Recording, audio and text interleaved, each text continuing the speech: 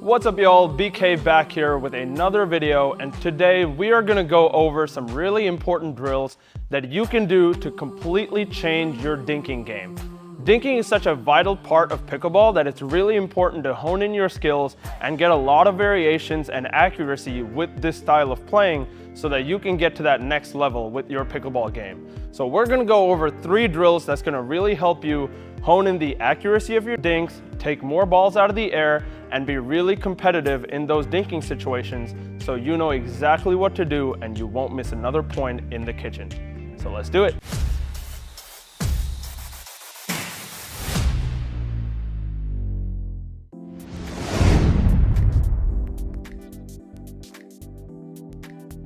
Now this first drill is to help you work on your accuracy of dinking. Dinking is very important at the kitchen for you to mix up your shots. So what we're gonna do is set up 2 cones, one on the inside foot and one on the outside foot, because these are the 2 important zones that you're gonna aim for when you're in a dink battle. You wanna try and avoid dinking directly in front of your opponent because this is the place where they can take a lot of balls out of the air and put pressure on you. So you really wanna try and aim for that inside foot or outside foot because this is gonna get your opponent to move, and anytime you get your opponent to move before hitting a shot, they're gonna make more errors because of that movement. So what we're gonna do is work on some dink patterns of 2 inside, 1 outside, or 2 outside, 1 inside, 3 outside, 2 inside, whatever type of combination that you want to work on for this drill so you can hone in your accuracy and skills when it comes to the dink battle. Let's get right into it. So right here, Cliff and I are going to dink back and forth, and all I'm going to do is work on my patterns. So to start, I'm going to go 2 to the outside cone and 1 to the inside cone as my pattern. It should look a little something like this. So as you can see, I'm aiming for that outside cone on these first 2 dinks. And then on the 3rd dink, I'm gonna try to go to his inside foot. So outside, outside, inside. I'm going outside, outside, inside. Now right there, all I'm trying to do is really keep those dinks accurate and shallow towards that cone rather than trying to hit it too deep where he can take the ball out of the air. I'm just trying to get Cliff to move his feet on every single one of these dinks. So I'm just gonna keep my pattern, try to force him to move his feet on every single one of these dinks while keeping my accuracy really tight towards that cone. So outside, inside. And once I get comfortable with one dinking pattern, I could switch it up and do a different dinking pattern. So now I'm gonna go 2 to the inside, 1 to the outside. So we're gonna go inside, oh, too accurate. We're gonna go inside, inside, outside, and then inside, inside, woo! And just like that, you're gonna keep working your patterns, keep working your dinks to get more accurate and mix up those patterns so you have a multitude of combinations that you can use when you're playing your game.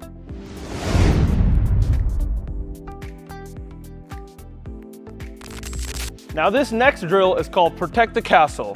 What you're trying to do is set up 2 cones right in front of the kitchen line on both sides of the court, and you and your opponent are trying to hit each other's cones. It is your job to defend your castle, as in defend your cone. So what you're gonna do is this drill is designed to help you take more balls out of the air by reaching in and cutting out the ball before it can hit your cone. So it should look a little something like this. Right here, we're just gonna dink back and forth, and we're gonna try to attack each other's cones. I'm trying to hit Cliff's cone while he's trying to hit my cone. At the same time, I'm trying to defend my cone and he's trying to defend his cone. And we're just gonna play out some dinks, and each time you hit the cone, you get a point. So right here, I'm trying to lean in, take a lot of these balls out of the air while still keeping it pretty tight and pretty shallow to the net, attacking my opponent's cone.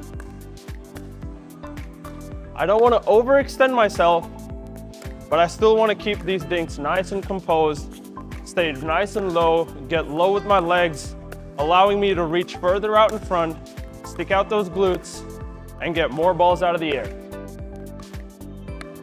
Once you get comfortable with the cone at a certain spot, you can move that cone further and further testing how far you can reach out before you get out of position.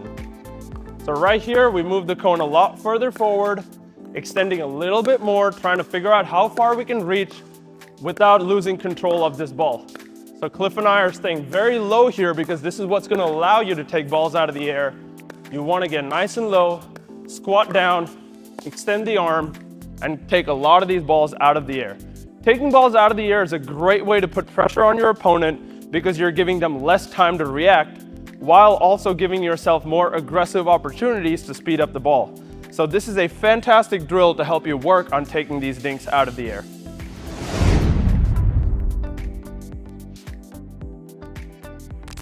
Now this last drill is an advanced drill to help you work on all aspects of your dinking game. We're gonna put together our positioning, our accuracy, our taking balls out of the air, all into practice with this last drill. So what's gonna happen is you and your partner are gonna dink back and forth, and you're both gonna start at 5-5. Each time you win a point, you're gonna go +1, and each time you lose a point, you're gonna get -1. First person to 10 points wins the game. Now the rules of the game are you're only allowed to dink the ball back and forth, and you can only speed up the ball when you take the ball out of the air. So no speed ups on the bounce. This drill is designed to help you hit more shallow dinks, keeping your opponent on your toes and working those variations of getting your opponent to move around. Once you're able to speed up the ball out of the air, you simply play out the point and the rest of the court opens up. So you're simply gonna go cross court, half court only, and play out this game. So right here, Cliff and I are gonna start dinking back and forth, and we're just gonna try to play out this point. No speed ups off the bounce, so all I'm trying to do when I'm dinking is move Cliff around with just my dinks, forcing him to pop up a ball that I might be able to attack. Right there, I lose the point, so Cliff gets +1, I go down -1, so the score is now 4-6. Again, we're gonna go back into our dinking, nice and easy. And if I can take the ball out of the air, I'm allowed to speed up. So right there, I get a point, Cliff loses a point, we're back to 5-5.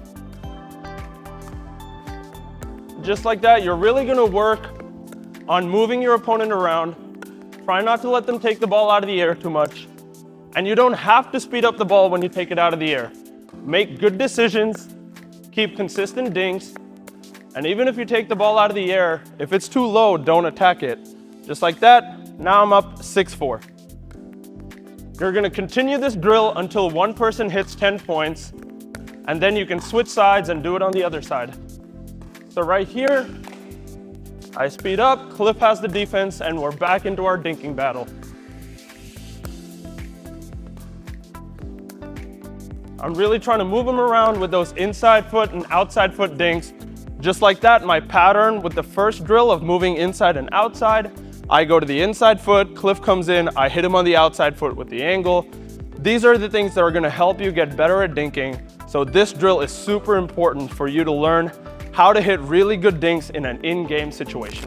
Now make sure to go put these drills into practice. These drills are really important to help you get better at dinking with your accuracy, taking balls out of the air, and working in-game situations to know what your dink patterns are, how to move your opponent around, and how to be aggressive yet defensive while playing pickleball at the kitchen. The dinking battle is such an important aspect of pickleball, so make sure to do these drills often so that you get better at your dinking game and can win more pickleball games. As always, thanks for watching. Make sure to like and subscribe below to my channel. Also comment below what other videos you'd like to see, any instructionals or drills or paddle reviews. I will be doing a lot more content. Make sure to go follow me at BK_pickleball on Instagram for more pickleball content. And until next time, I'll see you later.